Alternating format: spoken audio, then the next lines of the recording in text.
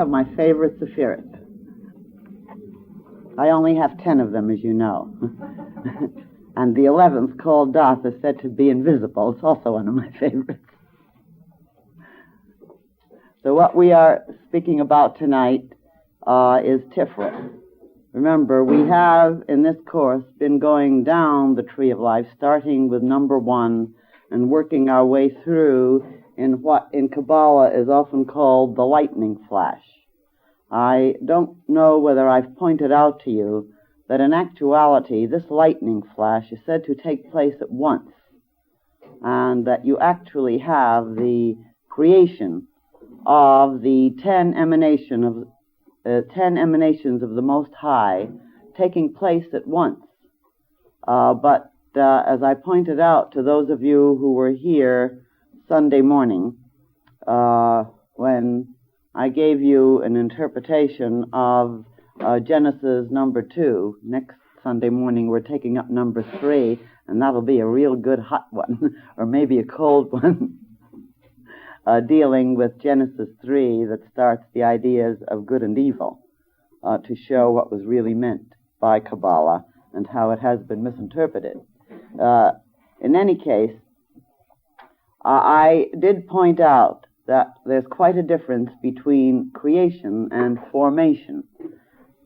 And it is in this lack of understanding of the basic language of Kabbalah, it is this lack which has brought about such a complete misunderstanding of the mystical teachings of Israel, the mystical aspects of Israel, and has also brought about nonsense and horrors which lasted for many, many years too long. In fact, 1 second is too long when a horror is perpetrated, but this is what ignorance will do, of course. As has been said, when man believes in absurdities, he commits monstrosities, or something like that. I'm paraphrasing it, but that's the general idea. And so when we are ignorant, when we believe in something that is not, we will do things that are terrible beyond description. And that is why know thyself, and that is why the pursuit of knowledge is considered so fantastically vital in any work that has to do with true aspiration and self-transmutation. So we must realize there is a difference between creation and formation. I can give it to you in homely examples. How many dreams have you created in your mind?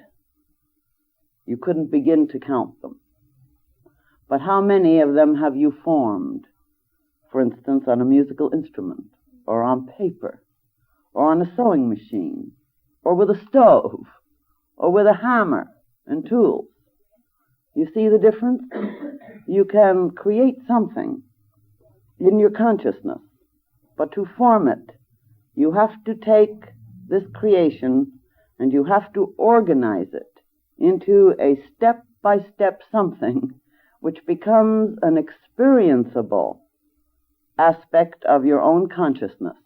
Then it is formed. Then it becomes a reality for you. And so creation as such, in terms of deity, is said to have taken place in a flash. And all of Genesis 1, as I've pointed out in my Sunday morning talks, relates to this creation. In other words, in a way you might say it's a pre-decision. It's the dream that we decide to make a reality. It is like thinking up the kind of home we want, and mentally in our mind and with our hearts planning this home. But then must come the architect drawing up the plans. Then we get all the workmen in. Then we build the house. Then we live in it and decide whether we dreamed up something good or bad. And we discover there are all sorts of terrible things we did. And then the next time we build a better house, don't we? Especially when we discover we forgot to leave room for a closet or for something even much more vital. I've known of people who forgot to put in access to a very delicate area of the home. And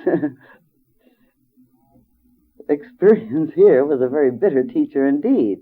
Well, of course, sometimes experience can be sweet rather than bitter, and a sense of humor helps it to become a great deal more sweet indeed. We must always retain this, especially when we consider how many ludicrous creations we have and attempt to form.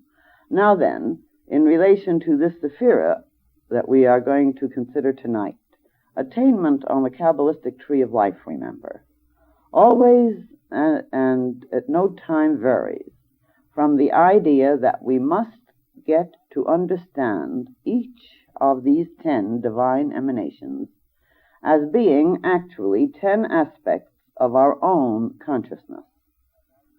They are the divine emanations of deity, but we are a part of it. We are included in it. We have consciousness. Therefore, our consciousness is involved in it. And again, it's a homely analogy, but it's a very good one. Just like you can see right in a dewdrop a reflection that will show you an entire lake if you're looking just right. We, as aspects of the consciousness of the Most High, can and we do reflect, let us say at least finally, the powers and the creative principles of this Most High. And the way I like to put it is that we are the way deity actually creates, develops, and experiences the aspects of its own being.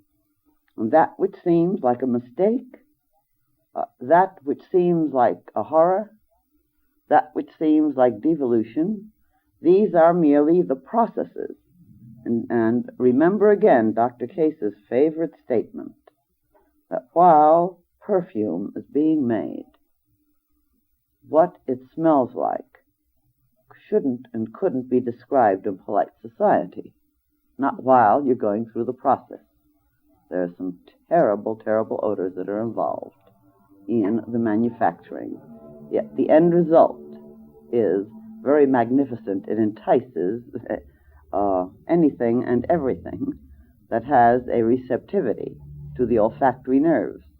And indeed, all the creatures of the universe use these enticing chemicals in order to draw to themselves that opposite or that polarity which will make it feel complete in order to continue being a part of the creation of life, the reproductive aspect of the livingness of God, as a matter of fact.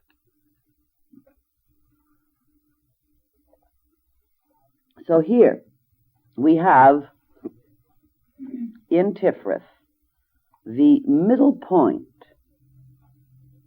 In Tiferet, which is called beauty, we have that part of consciousness, that emanation of deity, which actually balances the entire tree, as you can see when you look at it. It balances the entire above with the entire below. It is called the mediating intelligence by Kabbalah. And by mediating, they actually mean balancing as well, in a way, as being a mediator. Do you remember as children, I hope you do, when you got mad at somebody and you weren't going to talk to them, you usually had a mediator, and so you'd send this messenger to the other girl or boy and say, I'm mad at you, and so I'm not talking to you. And then the mediator would run back, would run to them and say, he or she says they're mad and they're not going to talk to you. And the answer sent back by the mediator, well, I'm mad at you and I'm not talking to you either. And then back and forth they have a conversation. They're mad at each other, you see, so they're not talking to each other. But the mediator is taking care of something, of actual connection and combination of ideas, bringing about an understanding, so that finally, after all these conversations going back and forth as to why they're mad or not mad, and what it's going to take them to become glad or not glad, which means making up, that is, making up the friendship again, or whatever it is they think is friendship, or at least getting together again to become enemies again, at least at some contact. You have had this mediator, and of course a mediator was always very pleased, because the mediator knows exactly what both sides are saying all the time. It's a very wonderful position to be in, especially if you have a lot of curiosity and a lot of interest in human nature and a lot of concern for outcomes because of wanting to know what is going to happen. And I have often liked to point out that though some people who are curious are called nosy bodies, what knowledge would we ever have gained in this universe were it not for the curious? Intelligence automatically brings curiosity.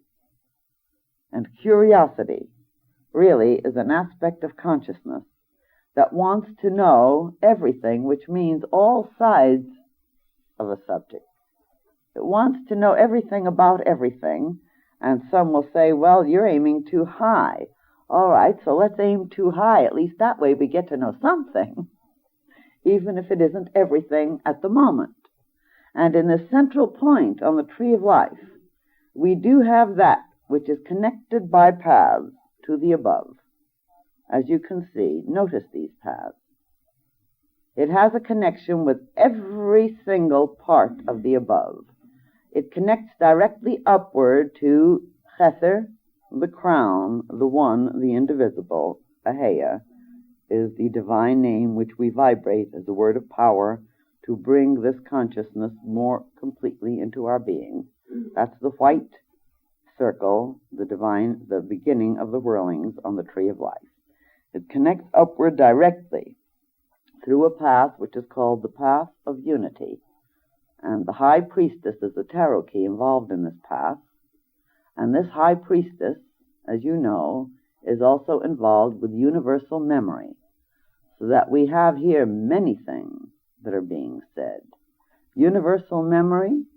Well, only the one self can have universal memory.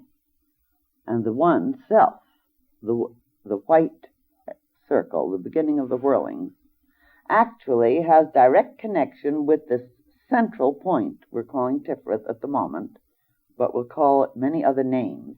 I bet you're afraid we're going to call them naughty names when we say we're going to call them names. We get so conditioned to the idea about what calling names involves. And some have called it naughty names, incidentally.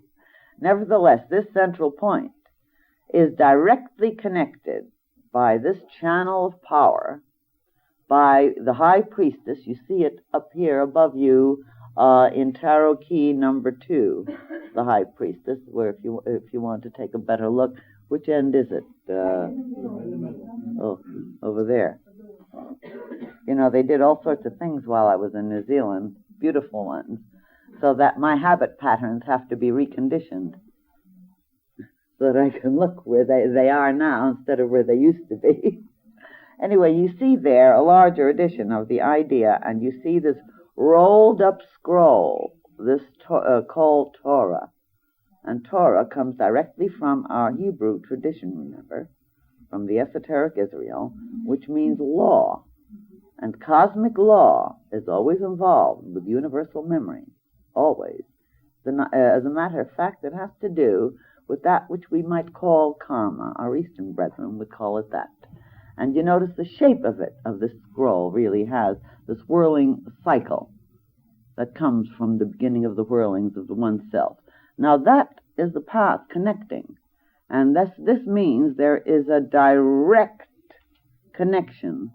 In other words, you don't need the central aspect of this Tree of Life called Tiferet and Beauty, and I'll tell you what other names in a minute, or 2 or 3 or 10. Though those of you who come regularly already know, but it'll have more meaning for you. Remember, this central aspect on the Tree of Life is directly connected with no intermediary.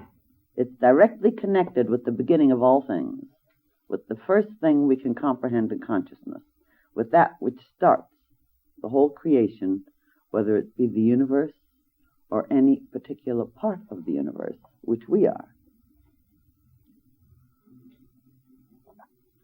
And again, that central point, Tiferet, beauty, is directly connected by path with the number 2 on the tree of life, which I have spoken to you about, the Divine Father, whose true name is not Jehovah, but Yod-He-Vav-He, which is really a vibratory formula known only to the Western mysteries, which I have been releasing to you and working with you to help you to start stirring the whole atomic structure of your being into greater awakening. And it won't happen overnight. You have to do it regularly, incidentally. When I say you have to come regularly here to do it, remember, those of us who work here for you and with you have nothing to gain personally in the way of material things, because what do we get out of it? As one of you said to me so adorably and lovingly, I won't tell you which one, just recently, this week, one of you said to me, well, it seems to me, with the ability you have and the talents, you could have been extraordinarily wealthy as far as material standards are concerned, and you chose to give it up in order to use your abilities for us.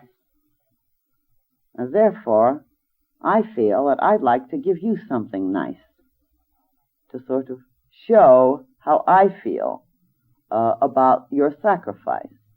And I was most profoundly touched, because I love beauty. We're talking about beauty, as we all do.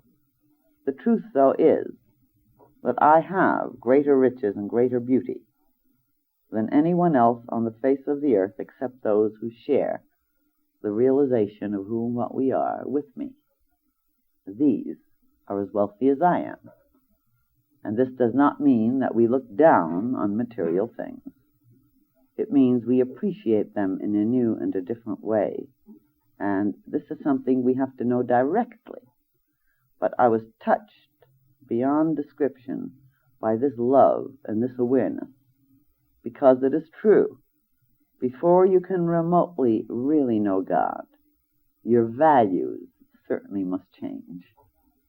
Your values must change. You must become rich in your heart and soul first, before you can remotely become rich in any sense which will give you security. And certainly you must all know that the wealthiest people on this planet, materially speaking, are the most insecure as a whole, that is, most of them.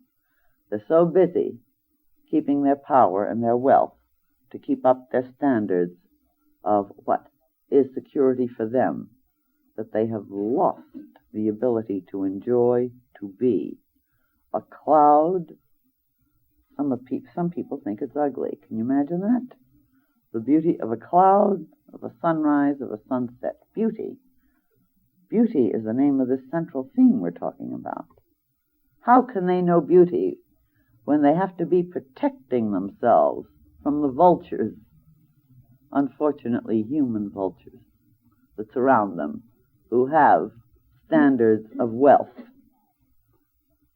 that are so false?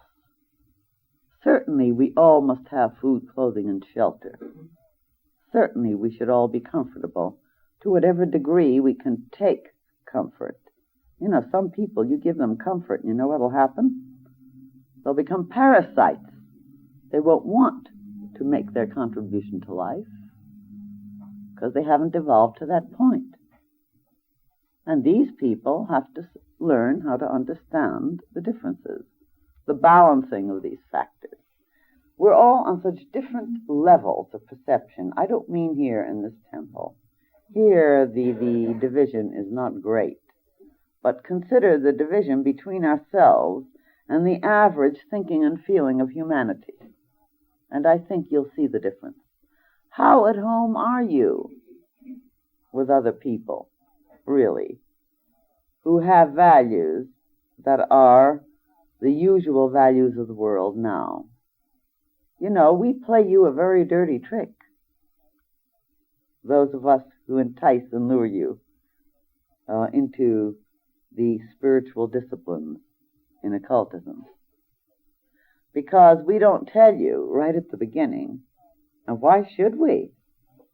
You might stay with the garbage, and we don't want you to. We want you to know beauty, real beauty. So we don't tell you, when you start on this path, that you're going to find that the things that were important to you before will turn to dust and ashes on your tongue, and you'll find the people you admired before will become immature infants. You'll feel tender towards them, I hope. It's all right to feel tender towards them, but you will stop being a pawn, won't you? You will stop letting the infants run you and your life and your values. You will find that that which had meaning to you loses meaning. You may go through periods of terrible loneliness.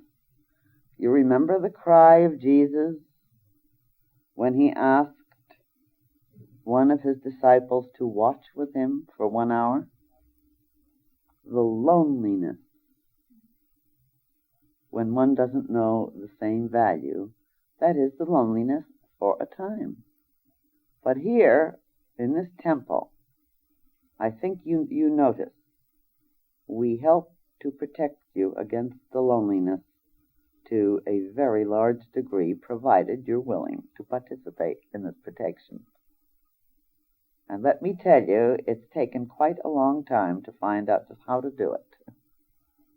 In other words, to form relationships where you are going to be able to share the values and be able to share what the ideas are that relate to beauty.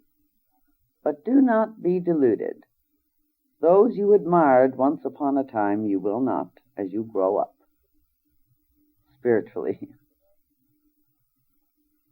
And those that you look down upon, you may start looking up to once you develop the values that count. Because once you start seeing with the inner seeing of that central point of Tiferet and beauty, you see differently, and it isn't seeing with physical eyes at all. In any case, here we have direct connections with the above in terms of that central emanation of divinity.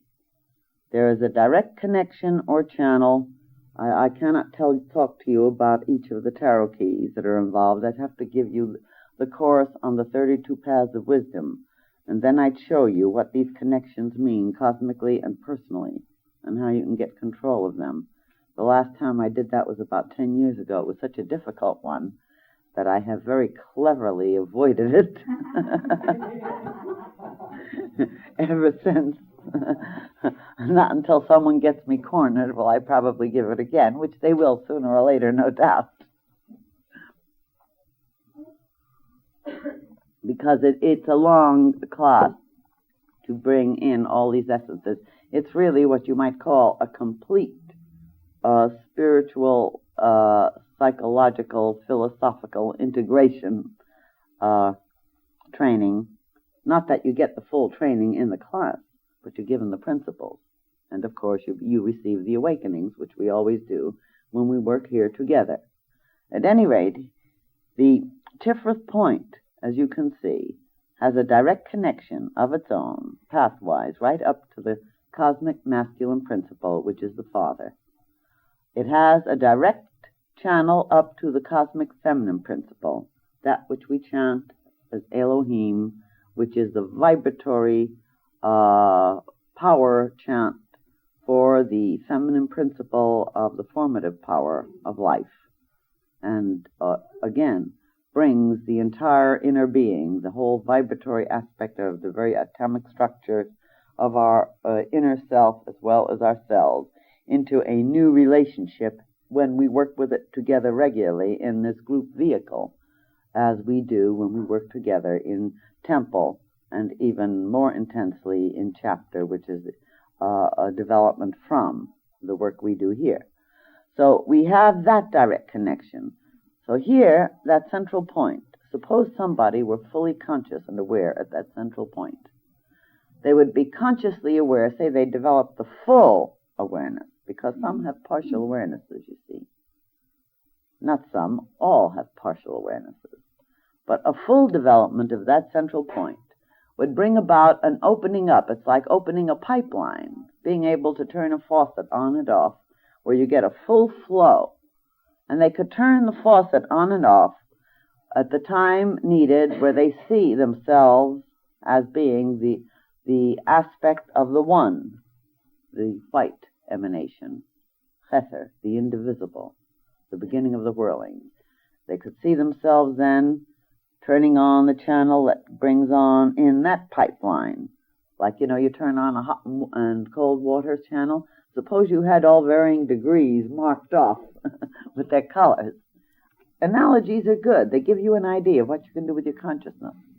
All right, then, turning on that particular faucet of consciousness, they could experience themselves and therefore use the force once they've experienced it often enough and worked with the idea long enough with the techniques to see themselves as a positive masculine expression of life that can project the life essence, the life principle, the seed of being.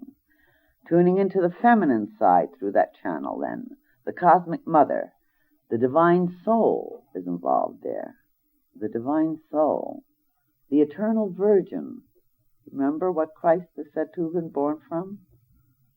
The eternal virgin, Elohim. The great seas, she is called. Mara is one of her names. In Hebrew, means the great seas. You see the mistranslations in the Bible?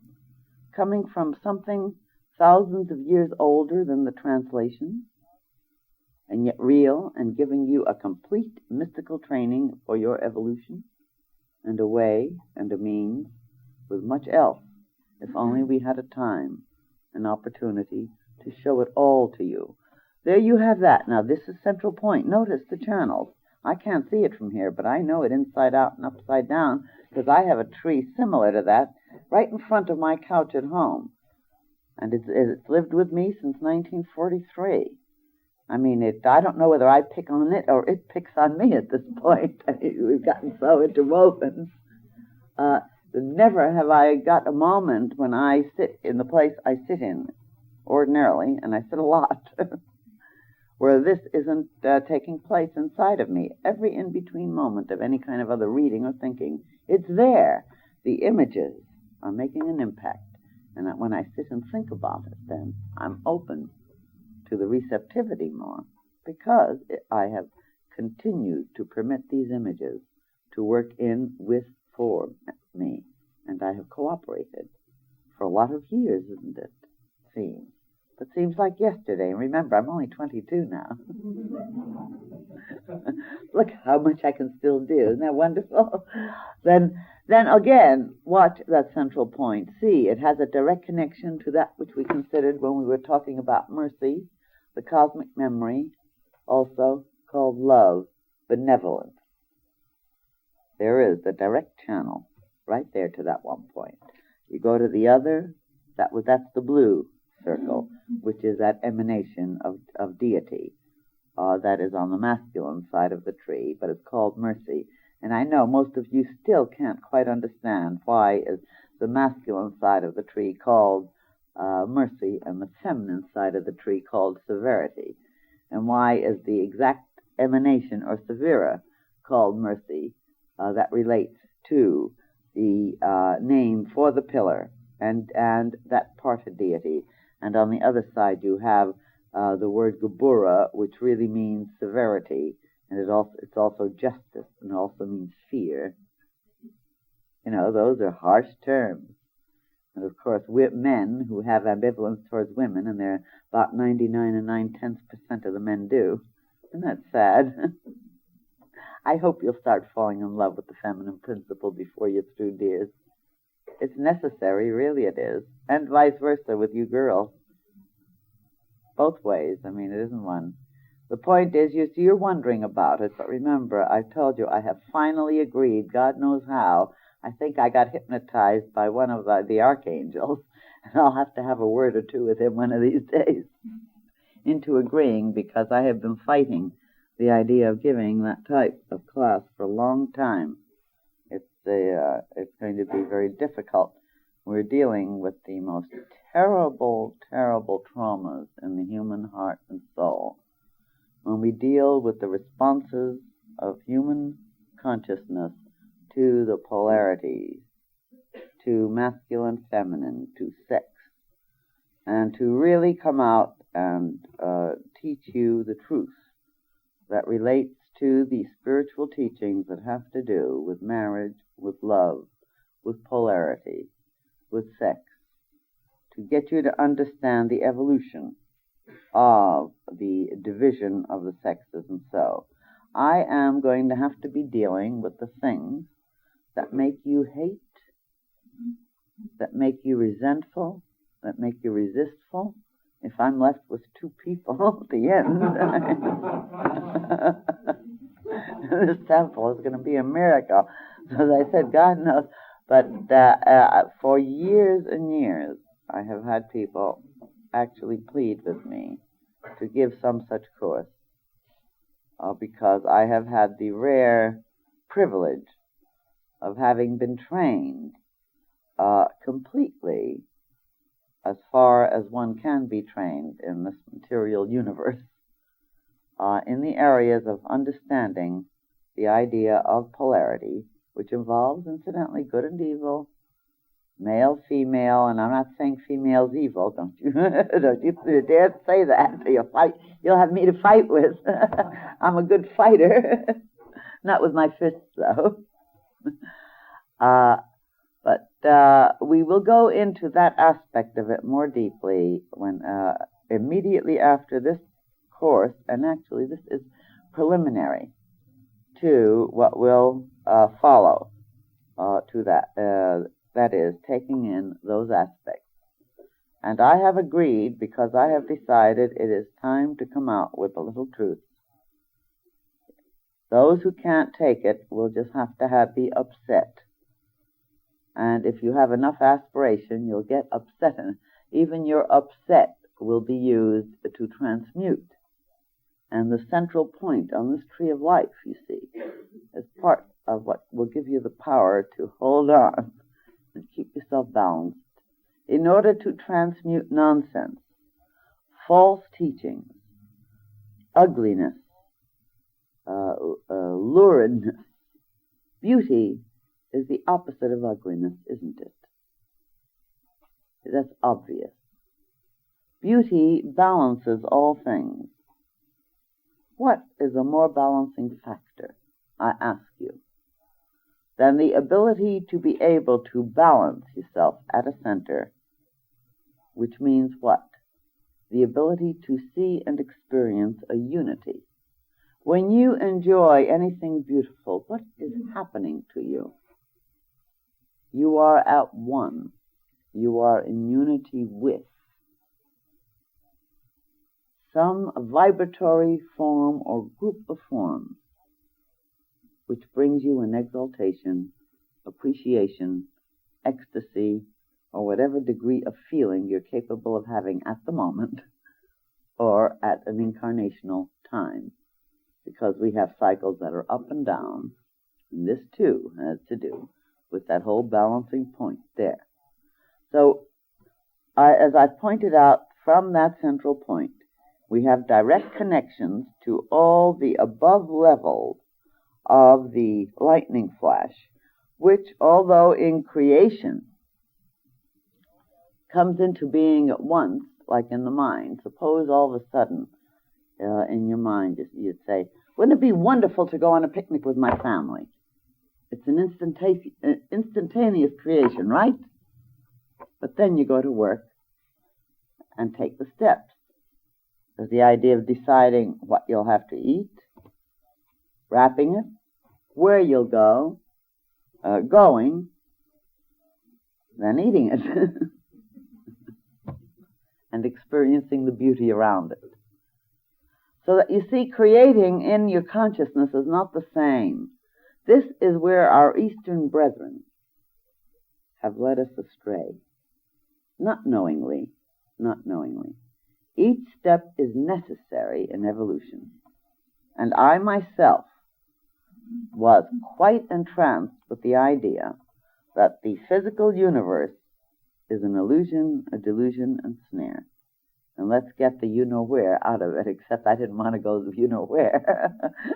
I just want to get away from it. The point is,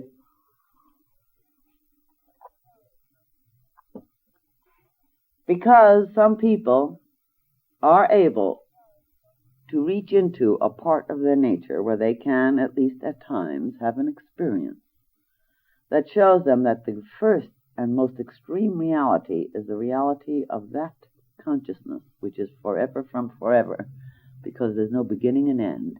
And this is the power that creates. Then they start seeing the formative aspect, which is not as real in that, or from that level, let's put it that way. From that level. Why? Because it is something that's in motion. In the creative aspect of consciousness, it's all at once, boom, your inspiration. But in the formative aspect, it has to take steps, so you have motion. And the whole motion makes everything that happened before unreal, because nothing holds still. It's evolving. From the very seed that starts the birth of a flower, a plant, a creature, a human, there's no one instant where it is what it was. Even in the instant of catching it, it's changing. I hope you've all seen in television these pictures that have been taken of growing flowers or roots. They've done that, where they've taken them in time exposures. Haven't you seen the glorious motion and livingness? Why, they're as graceful as we can be, because they've condensed the time. And it is in the living out of the step-by-step time aspect where the thought of illusion and delusion comes in. Kabbalah says there's nothing illusionary or delusionary about any aspect of it. All 10 emanations are expressions of deity. And it's from that central point that you can know it.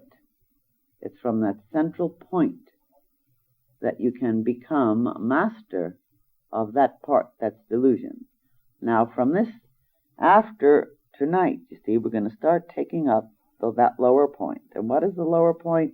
You've got to understand, because to just talk about the central point without showing you what it's balancing is giving you nothing that you can really understand.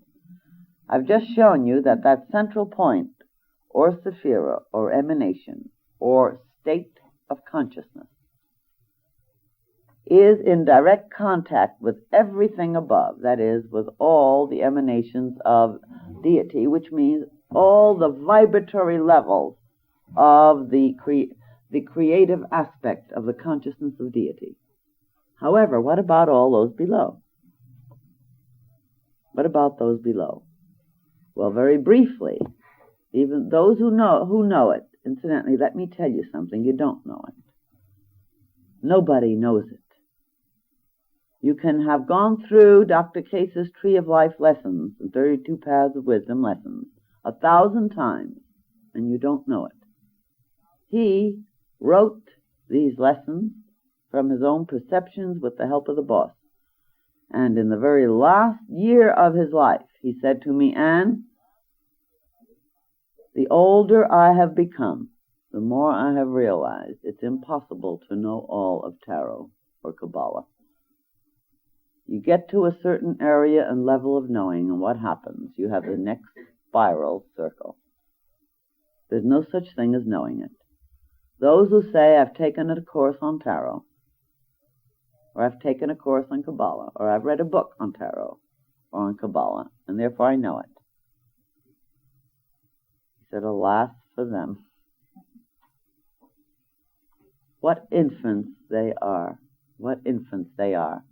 So I tell you, as I've told you many a time, if you're out to know all about attainment on the Qabalistic Tree of Life, in this 10-week course, you better go home and read a novel. Or watch TV. I'm giving you seeds, and I'll give you more seeds and more seeds. And as I teach you, I get more. You realize this. In fact, I'm the winner. But if I win, you win. We all win together. That's what's nice about it. If we are willing to keep reaching towards evolution, to take the highs and the lows, to see this whirling cycle with our ups and downs, then we are going to keep receiving everything that we can at the moment, which will then digest and work into our spiritual cell structure, you might say. And then the next time we will open up to the next phases and the next phases. Those of you who take the lessons know when you go back and review them, you think to yourself, my God, what's the matter with me? I don't remember reading any of it. Because you see new things. I know, those of you who've been doing it have found this. And some of you get worried and say, my God, am I getting senile? Why can't I remember? Is something wrong with my memory? Let me put you at peace. It's true of everyone. I don't care how young they are physically. Consciousness can absorb only what it can absorb at that moment. But what you take in builds the seeds, and then it grows into the next flower and the next flower. And together, if we want to really work and stay with a group vehicle that will love, and remember, we throw everyone out who decides they don't know how to love. And you know we do. You think I don't expel them? You're mistaken. You come here and you say, what a marvelous spirit we've got here. It's full of such love and acceptance.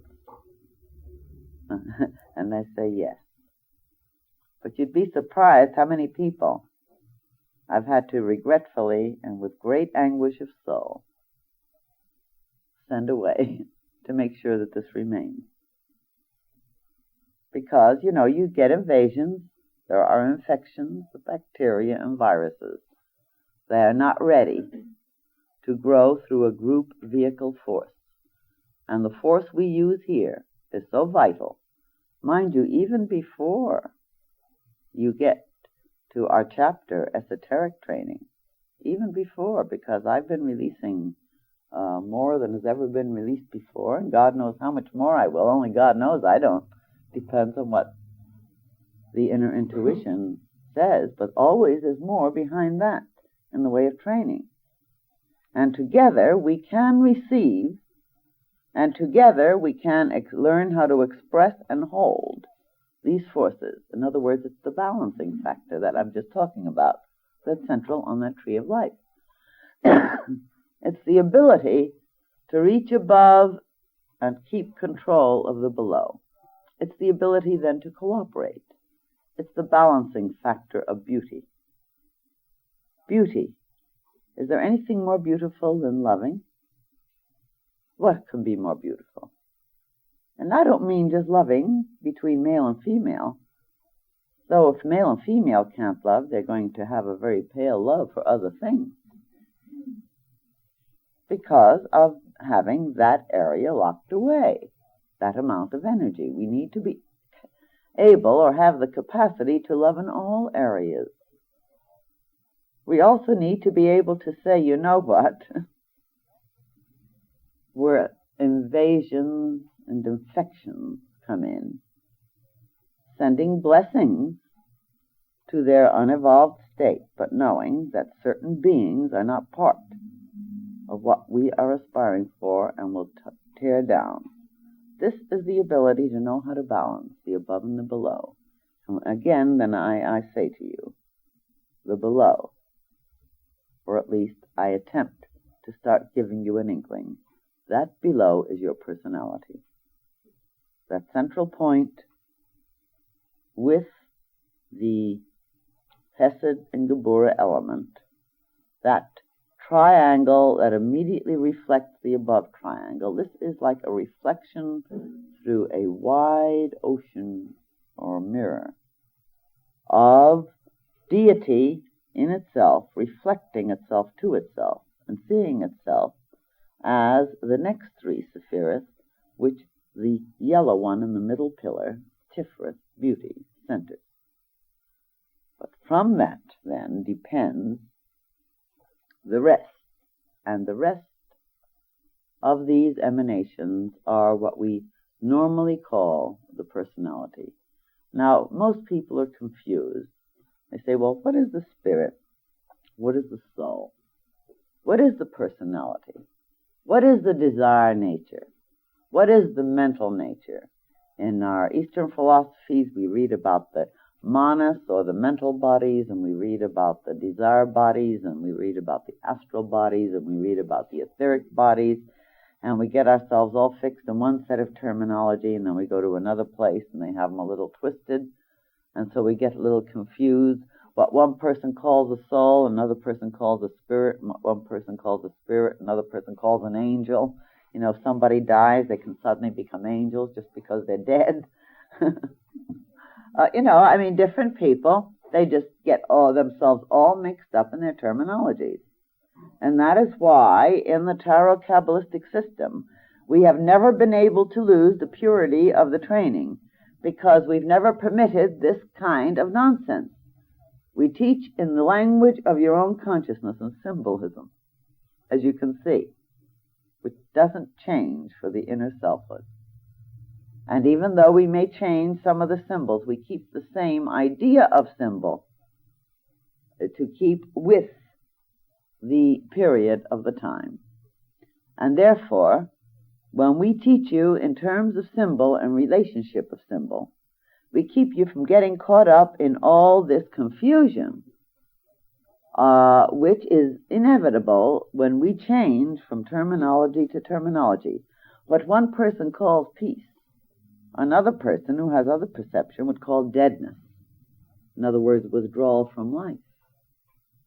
And yet what another person would call peace, another person might say, ye gods, this person is sex mad.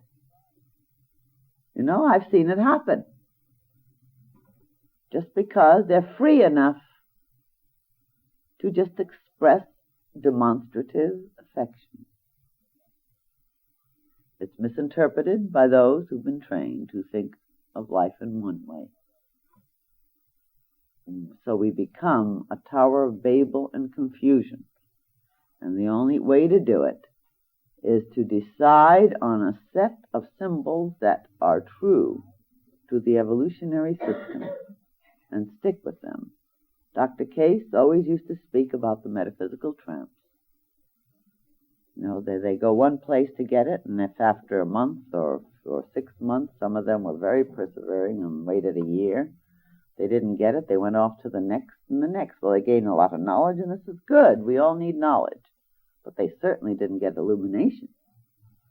And by God, the confusion that will finally come from all the different terminologies, that's part of what they have to learn also. You have to get to understand that if you want to attain to anything, you have to have a system of communication. And this system of communication we have here has existed for at least the minimum 6,000 years. And that which you've come to hear about as masters and adepts, this is the system of communication they have used. Language has been no barrier. That is, the language of words. Because words can mean as many things to as many people as we have people, and don't you know it? Don't you know it? How often have you tried to explain what you think or feel in words to another human being and been misunderstood? And how often has your heart been broken because somebody said something to you which you interpreted in terms of your own emotional or mental insecurity or inferiority or illness or whatever the case may be? These communications. So we have to learn how to communicate on a level that is true and cannot fail. And there's only one level this can be done. Tiferet. Beauty. Now I'll give you some of the other names for it. It is the Christ consciousness. It is called the King. It is called Adam. Adam remember, is the Hebrew word for generic humanity. But remember, generic humanity, or Adam, this is the idea of the above. If we interpret it from below, we're trying to interpret that central self. In other words, the archetypal man, the creative decision of God, when he went off on this whoopee, like you sort of decided on a picnic, let's create man after my image. But it wasn't he. Excuse me. They. Yod He Vav He Elohim. I mean, they had themselves an inspiration. All right, you think it was a bad one? They think it was a good one. It all depends on our point of view. And we're not in the position at the moment, are we, to decide how good or bad, since we're in the midst of the process. But you've got to chuckle over this. Really you do. To enter into the spirit of deity. Deity is laughter and love and joy. And no matter how much despair we have, and we have it, it's part of the process. It's part of the process. But at least we've got to at least know how to evaluate this. So you can, in order to get some idea in terms of our human interpretation of the moment, and incidentally, that's human, Tiferet. If you think Christ consciousness is not human, go home. That's the whole point. Didn't the New Testament say itself over and over again when it was quoting Jesus, I am the Son of Man? Now, what does that mean? Aren't you the sons and daughters of man and woman? Which doesn't mean anything different. They were really, this is the interpretation from the Bible, man, really, generic humanity. It was one of the side translations they gave it. I am the son and or daughter of generic humanity. This is what Jesus said. He said also, I am the Son of the Father. All right, Chokmah. See the path? There it is. He was aware. Through that channel, he was able to open that faucet in his consciousness and see what he was. What makes you think you're different? All right, so he was 21 years old and you're 11 or 12 years old. Does that make you different? Does it make you different? Is he something you should worship as a god? Or is he something you should love and revere as a way shower? My beloved, adored brother, who had the strength and the courage to take the way and show me and help me. Haven't you ever had somebody a little older than you help you through hell? Mm-hmm. All right. That idea. They were your brother and or sister. I have. I hope every one of you have had it. Because that's the general idea, basically. We're all, as I've told you before, born of the same Father. We are all born of immaculate conception. You don't believe it? Wait till you get the next course. I'll cram it down your throat with love. For your happiness. That's the whole point. And for your reality, for your growth. So that beauty will be stronger and more glorious in this world. Think then that central point, which in Hebrew was called Mashiach and still is, and the Greek translation for that is Christus, the Latin is Christ, which we have retained. Jesus, therefore, the Christ. Yes, I've seen your watch, precious Harriet, darling. Time for a break. Jesus the Christ. See, I never have enough time to say anything. Terrible. Time, I tell you, I've got to have a talk with God about time.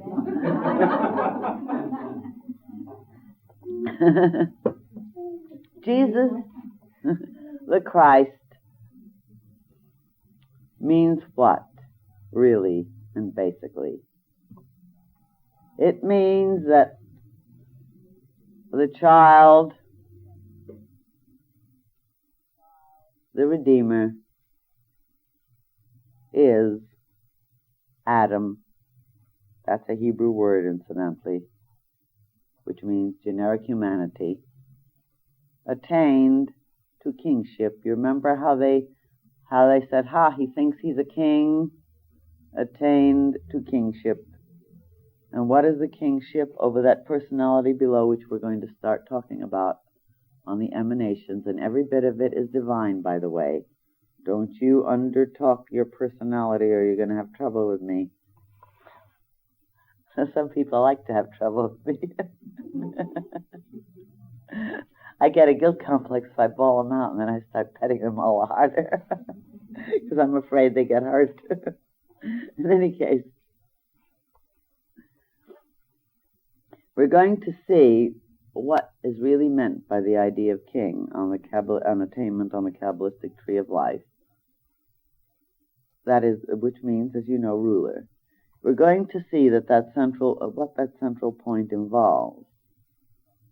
And that, remember, happens to be us in our higher self. Whenever you hear terms higher self, in Kabbalah, most particularly, remember, it means that central portion of your consciousness, which is the direct reflection of the one, the indivisible, that white circle, the forever from forever. It is the reflection or the vibratory aspect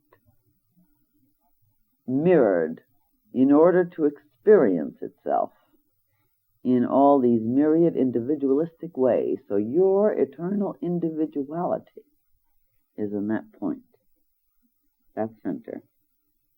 And every individuality is as separate from every other as is every ray separate from every other ray of the sun, and yet they're all from the one sun.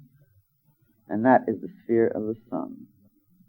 So that the complete realization of the unity of all of humanity, except ye all remain in the ship, ye shall none come to land, that realization is there right with the realization of the precious uniqueness of the individuality, because every ray is a special way of experiencing and knowing beauty and life and love, even until it grows up hate and viciousness and misery. So I don't go for that other part. I mean, God may realize this is the way you have to grow up. But I'm at the point in my evolution where I like to fight with God on that portion of the growing up stage, though God knows, and I know, and we all should know. You have to go through your crawling, creeping period to grow up. Therefore, the one last point before our intermission that is very important. From the point of view of the above, Tiferet, beauty, Adam, generic humanity, the Redeemer, the Christ Center, is called the child. Haven't you read about that in the Bible? The child. From the point of view of the below, which we will be taking up, it is called the King and the Redeemer. You see? Where are you looking from? This, my darlings, has been taught in the Western Mysteries for well over 6,000 years, and it has to do with us. We have reached the stage. We are the way beauty can be known. We are the way deity balances the vast with the infinite, with the infinitely small. We are the way beauty can be experienced in the subtlety of color and sound. Because we, in our higher self, in our individuality that is imperishable, are at that central point. Though, unfortunately, we think we're all those other parts, which we'll be taking up and showing examples of, and see what troubles they get us into, and perhaps also how we can get out of them very much more rapidly. Let's concentrate then for the rest of this week on the realization that we center our universe, because you do, don't you? You center your universe, up, down, sideways, all around. You center it. Might as well be an egomaniac temporarily, spiritually speaking, though. And let's think of the fact that we are, from the point of view of that above, children, emanations. And we are emanated child of that Most High. And that therefore to us is given this tremendous, amazing, and wonderful ability, privilege, and inevitability of becoming king of the personality, and that means physical plane finally, the body below, which I'll try to help you understand from the Kabbalistic view in this condensed way as we continue with this class, which will also help you to understand the preliminaries we need to know about the masculine and feminine poles, which will start up then our next class. Now you're going to be given some information and requests and whatnot on Thanksgiving. Should I have a word to say about it first, or shall I give it all to you, beloved Anne Ryan, there? Huh? Well, you talk about it after the break. I just want to say this one thing before, and then let's get stretched. I'm dying to stretch, and also to be unspiritual and have a smoke.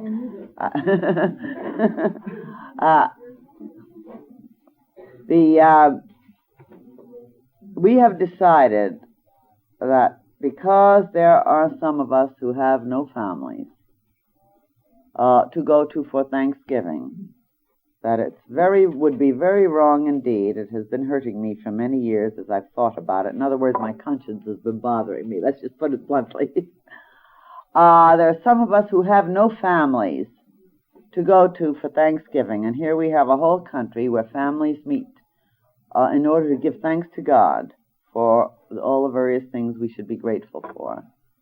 And so we have decided that from here on after, starting this Thanksgiving, those of you who have no families to gather with will come here. After all, we are a spiritual family, and we are growing the spirit. So we are going to be having Thanksgiving here at 4:30 p.m., and you will get the details, but don't think you're coming to receive and not give. Everybody is going to share, give their part. Our beloved Anne Ryan will be telling you about what is necessary for you to participate in it. Every BOTA member is welcome, incidentally. We are spiritual families. If you happen to hate your mother and father and want to come here, well, you come here. That's your... In other words, we're not really limiting it to that idea, to the fact that you can only come if you haven't got a mother or father or an aunt or a sister or brother. But if we are your spiritual family and you have none, where you feel the obligation, because we do have obligations to others, karmically, this is understood, and we need to meet with these others together at such a time. But those of you who therefore feel that you have no other obligations and that you need to meet with your spiritual family, please come here, but you must give in your names to our Anne Ryan and decide with her what or if you're going to be able to contribute anything. Incidentally, the only one that was given to me is, could we not borrow from the wisdom of the Brooklynese and call the lower half the poison personality? That is, in place naturally of the personality. And my answer is no. Definitely no. I think that God had the most terrific creative splurge, perhaps before, during, and since any eternity that He's ever carried on, when God thought up the personality. The fact that we see so much nonsense has nothing to do with it. This is a growing process. Think of what the personality is. Just think for a moment. We're going to be taking up the personality to try to help you understand the whole Kabbalistic thinking and training, and incidentally the realities, because this is proven out. I mean, we don't give you a bunch of theorizing and say you believe it or else you're going to hell. If we go to hell, we'll get out of it eventually anyway. I promise you.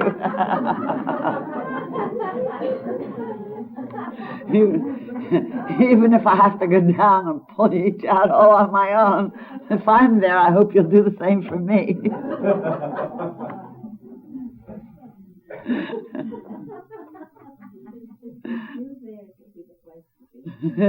See, she wants to, if I'm there, she wants to come. That's what I call love. Maybe that's the way to transmute it. Who knows? All the demons would get scared. They wouldn't know where to go. They'd become dissolved. They wouldn't have anything to feed themselves with.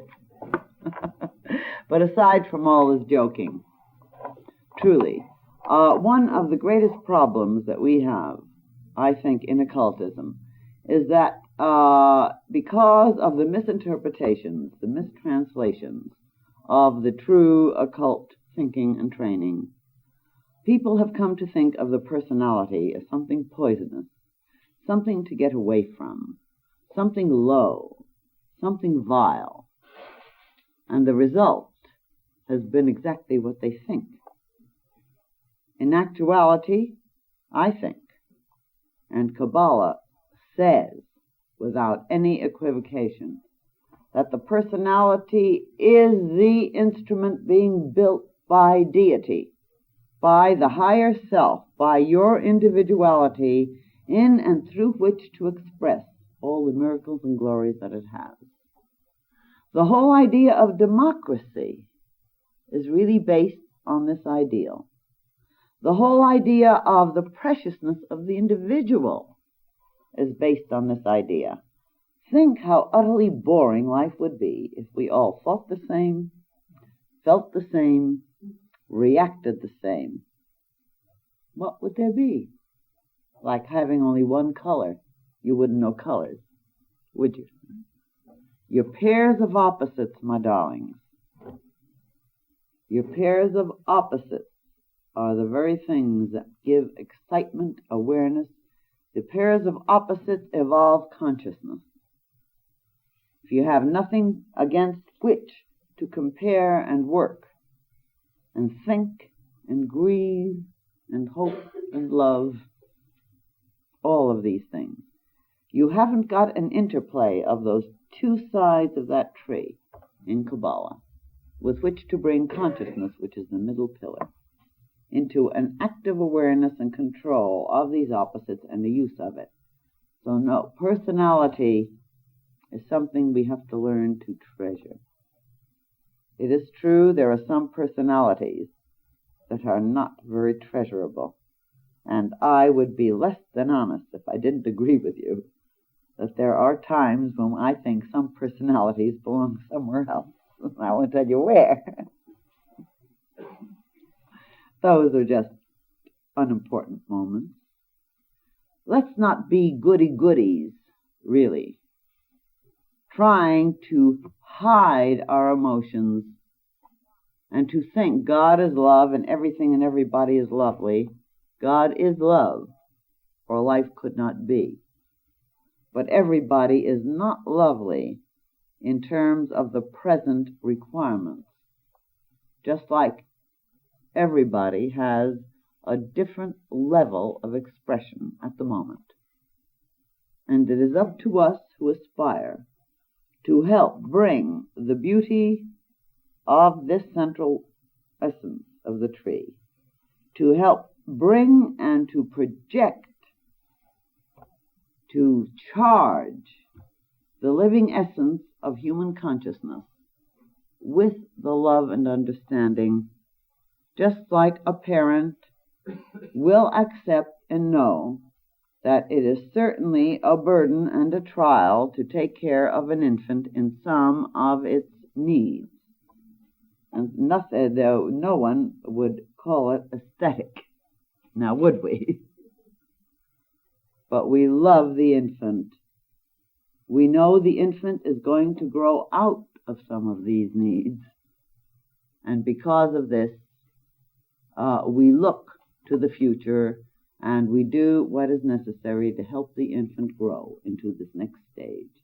And we are happy we have that infant. We love it in all its stages. Nevertheless, we don't figure that the stage it's in is the last word. And we do not condemn it for being what it is at that moment. On the other hand, we certainly are not going to decide to copy its habits, are we? Since we're a little older. Now, what we forget is that the personality of everybody is in a different stage of unfoldment, along with being a unique way that deity knows itself and experiences itself. Let's love personalities. They will change. Let's love the changing personalities. Something in them we will love forever and forever. That which is growing, that personality. And when we look into their eyes or feel their hearts, we will know it. Incidentally, it's when we feel their hearts that we touch the Tiferet center of their being, the true self, the Christ center.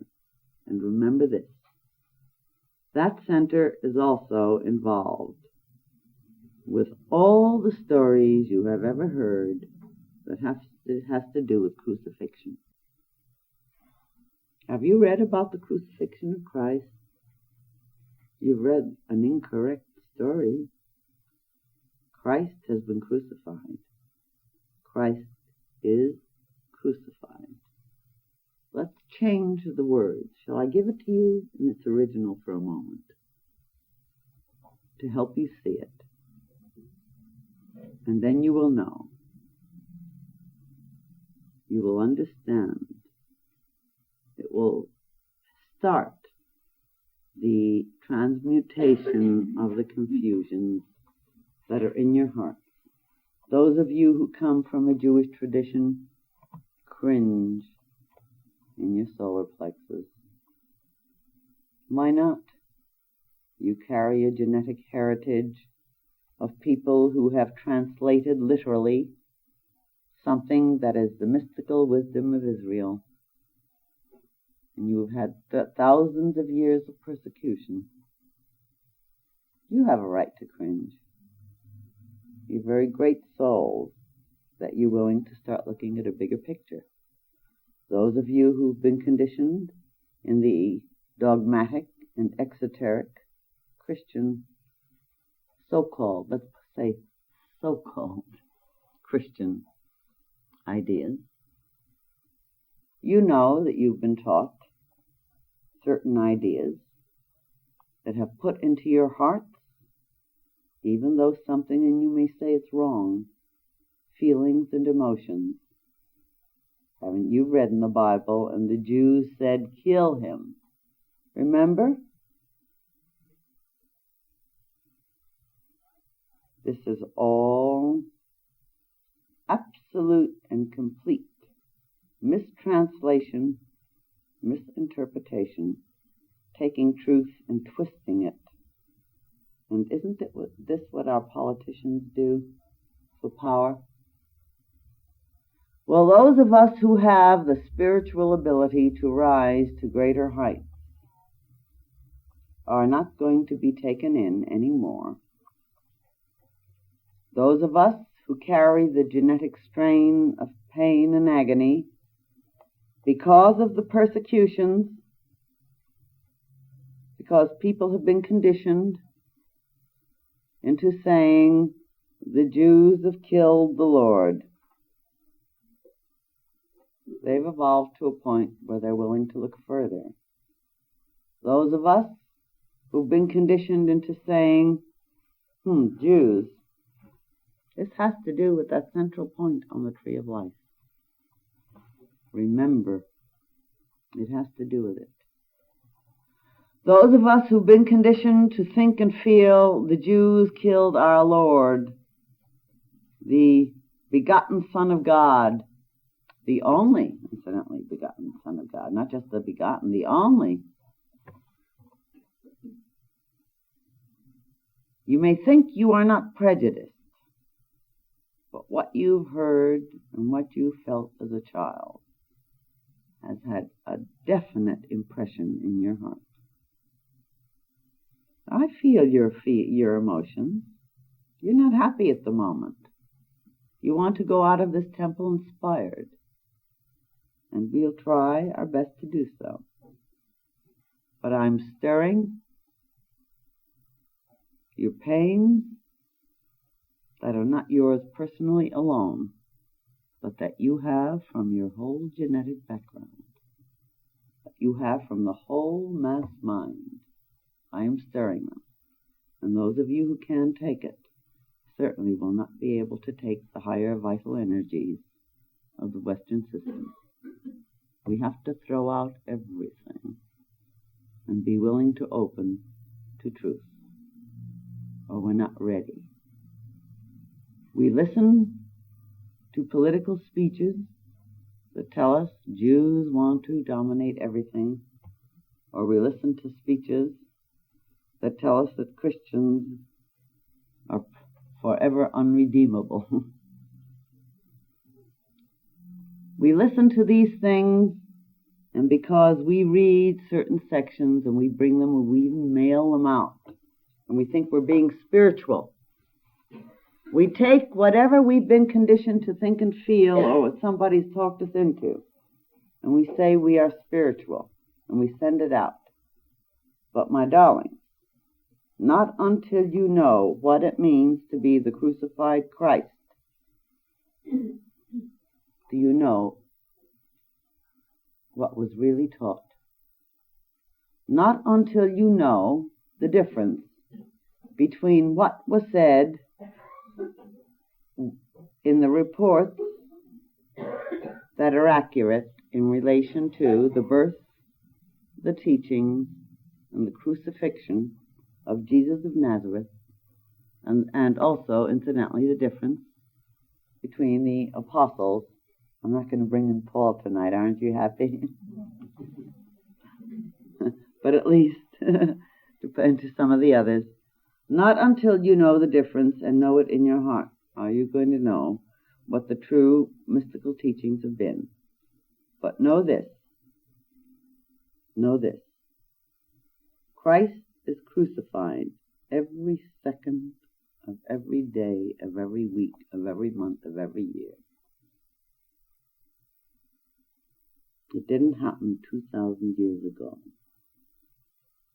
It happened to a man called Jesus of Nazareth, who had awareness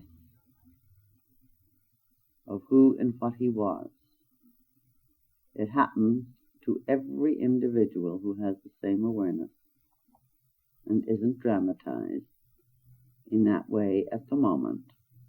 We have a larger population and we have less concentration in the reports. But the truth of the matter is that the crucifixion of the Christ was reported 400 years before Jesus of Nazareth was born. It's been found in the Dead Sea Scrolls. You don't believe me? Go get them. Read them. Why? Because this is your story. You are the Son of God. That is generic humanity, child of Tiferet. You are that. And do you think you're not crucified? Ye gods. Boy, talk about a miserable lot of consciousness. That's humanity. I don't mean you here. Humanity. Human consciousness is self-aware. Human consciousness is that consciousness which must gain control of all its personality, and I shall speak to you about what that means in the rest of this course when we go to what it is and what it isn't, which everyone's confused about. I've just spoken to someone in the intermission who's been with the most intense part of our esoteric training for a good 30 years, or 35 years, who said to me, I'm still confused about the meaning of the crucifixion and what it means in Kabbalah. Now, mind you, someone who knows our work better than perhaps anybody here, and I won't tell you who that person is, naturally. But can you realize how confusing the idea is then? Do you know the hell, the hate that has taken place in this world because of this very idea? And yet, who has taught it? Where does it come from? It comes from every esoteric wisdom teaching of the world, not just Kabbalah. The crucified Christ has its terminologies in every true wisdom teaching. The crucified Christ, remember, Christ, Latin for Christus. Christus is the Greek word for Messiah, which is the Hebrew word for Redeemer, which means light bearer. And isn't the Son the light bearer, the anointed one, the one who knows what he is, the King, which means the ruler of the lower parts. And lower doesn't mean evil parts. It means the vibratory levels of life. You are that. You are the crucified Christ at that center on the tree of life, not yet aware. Children, we're all children, born in the manger. You will know what the manger means when we get to that part of that lower area on the tree, if you want to know. Because we'll cover that whole understanding and realization. But remember this, and remember it carefully. The crucifixion of the Christ really means the crucifixion of generic humanity, which means the crucifixion of the image and likeness of God. Because it is now even higher than the angels. As you will read in the Bible, it is now as we are, it says, knowing good and evil. In other words, it has consciousness, which means it has power. And that's what we are. And we are growing. And we are not using it correctly yet. Of course not. We're such infants. But that point on the tree of life is the point of balancing the above with the below. And every aspect of it, and it must connect with every aspect. And you're certainly not going to get the way to do it in this course. How do you like that? Isn't that a good way to discourage aspirants? It's going to take a lot more than that. I can show you the way. There are lessons you get through the mail if you're a sincere aspirant. And even after that, we have other methods, and that doesn't mean you get into them. It really depends on what we see you do with what you've got here. And you don't get it in 6 months or a year either. And as I've told you so often, if you want the easy way, I invite you to go and try it. As I said, we have nothing to gain except to lighten the load of our own hearts, and we're not going to lighten it by deluding you. Those of us who are serving you have given up everything that the world thinks is precious. Those of us who are serving you have given it up because we've become so tied in with the pain and the sorrow, the agony. We are the crucified Christ. And let me tell you, we don't like it. Why the hell should we? And I say that deliberately and actually, many of us. Didn't Jesus cry out? Didn't he cry out, Father, why hast thou forsaken me? Let me tell you, it is no joke, but when you love, you love. When you know unity, you know it. And you can't help yourself because the higher part of you has control. And it's up to you to take up your part. It's up to you to grow up. And only those of you who are able to grow up to whatever degree you yearn to grow up, who really want to be liberated from pain, because remember, he ascended, he overcame it. It's up to you to help those of us to take on so that all of us can rejoice and sing and have the joy and the brotherhood, which is our lot, and which we will all have. If you want to get it for nothing, eventually you probably will. I hate to tell you this, but you probably will. I hope to God you won't. What an awful thing to say to you. I'm too honest. Tonight you get no exercise. Next week we do a very special exercise. I bid you good night with my love and my soul.